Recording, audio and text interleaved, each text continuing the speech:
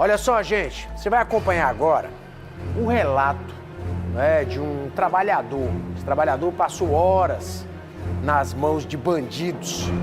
A vítima é motorista por aplicativo e foi sequestrada durante um assalto.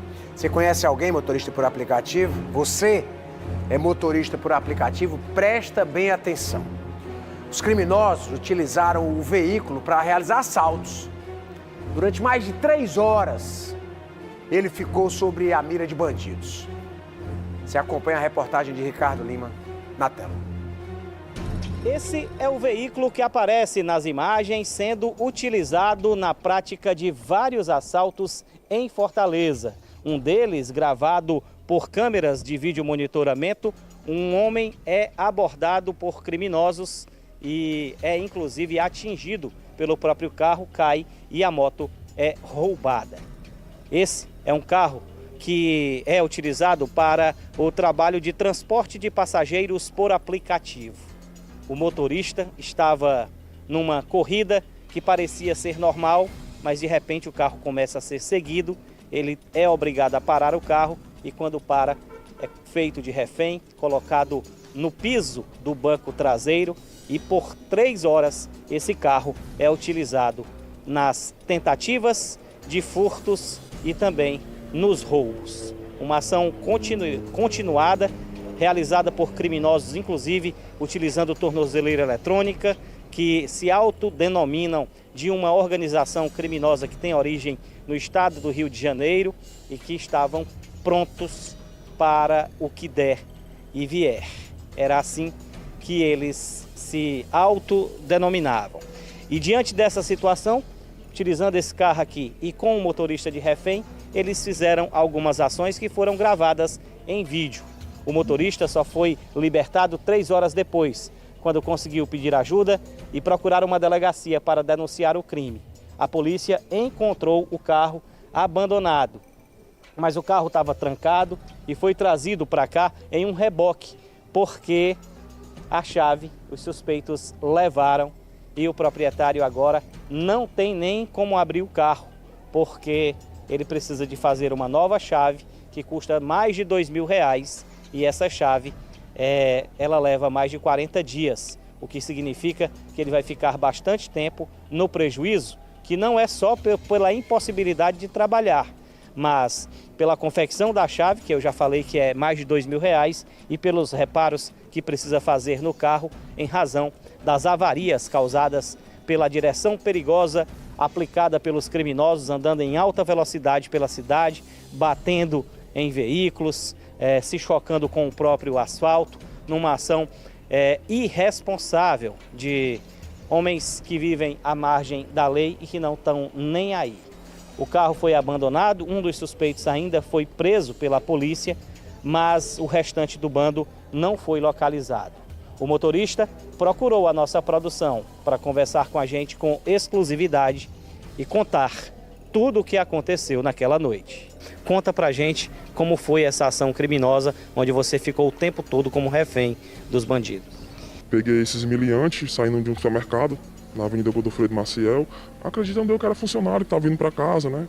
E chegou lá, eles entraram, ficaram de boa, entraram, um foi no banco da frente, outro no banco da trás, e o destino deles era o bairro Parquelândia, ali perto da rua Gustavo Sampaio. E quando chegou no meio do caminho, eles pediram para mim parar o carro e eu percebi que tinha um carro me seguindo, né? E eu, cara, eu não vou parar o carro porque tem um veículo atrás de mim me seguindo, uma atitude muito suspeita. E eu peguei e dei a volta no quarteirão e o carro continuou me seguindo atrás de mim. Aí eu tive que parar para eles começaram a me ameaçar. Quando eu parei o carro, o cara já saiu com a pistola na mão, anunciando o assalto, dizendo que só queria o carro, que eu ficasse tranquilo, que eles não faziam nada comigo, mas eles queriam um carro. E eu disse, não, tudo bem, tem a mão na cabeça, me colocaram no banco de trás. Foi quando entrou mais 2 miliantes que estavam vindo do outro carro, que aí ficaram 4 comigo dentro do carro, né? E durante toda essa ação eles mandaram colocar a minha camisa na cabeça.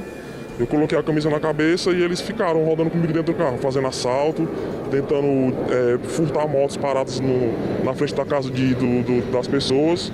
E eu estava percebendo aquilo e eu não tinha o que fazer. Fiquei parado com a mão na cabeça. Eu passei cerca de 3 horas com eles dentro desse carro, feito refém.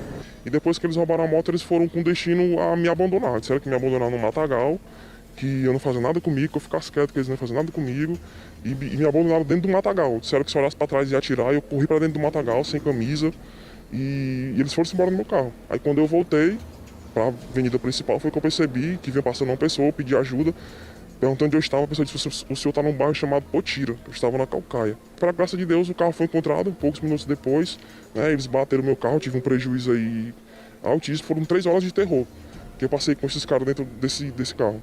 Em momento algum você podia levantar a cabeça? Eu estava de cabeça baixa, sentado no piso, no banco de trás, de cabeça baixa, com a minha camisa na minha cara. Foi quando eu vi que um deles estava com tornozeleira. Mas o tempo todo eles disseram para mim não levantar a cabeça, para mim não olhar para eles, que se eu olhasse eles iam bater em mim. Eles queriam fazer a diária deles.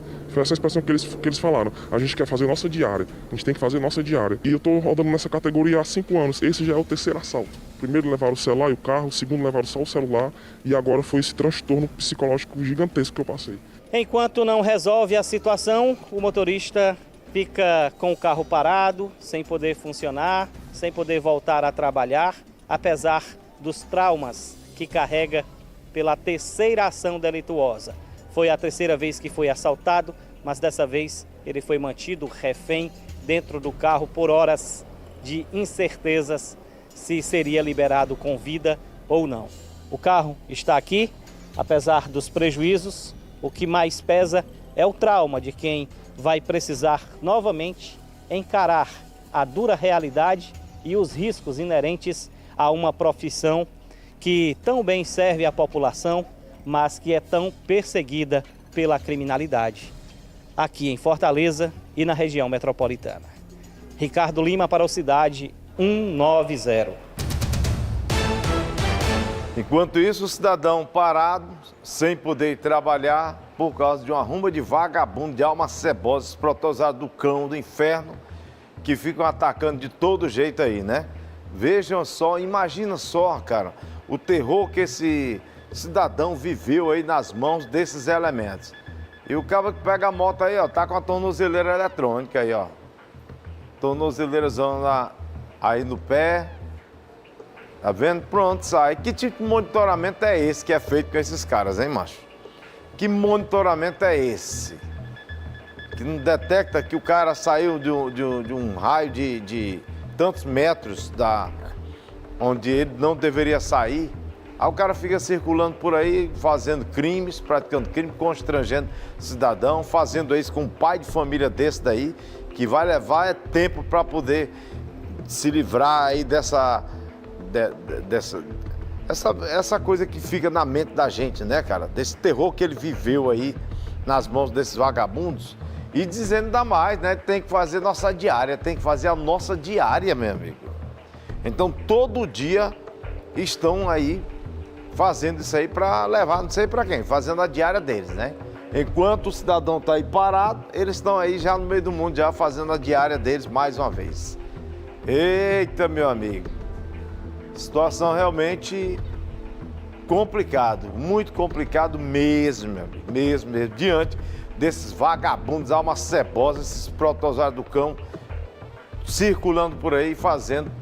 Olha só, esse cara teve tanta tranquilidade, cara, para pegar essa moto, olha aí, a tranquilidade. Você vê aí como é que o cara tá? Ei, menino. Vamos lá, esperar que a polícia consiga botar as mãos nesses elementos aí, pelo menos parar. Menos evitar que eles façam a diária deles aí todo dia, né? Porque o cidadão de bem não pode fazer a sua diária para levar pão de cada dia para casa. E os vagabundos estão aí soltos aí, de todo jeito.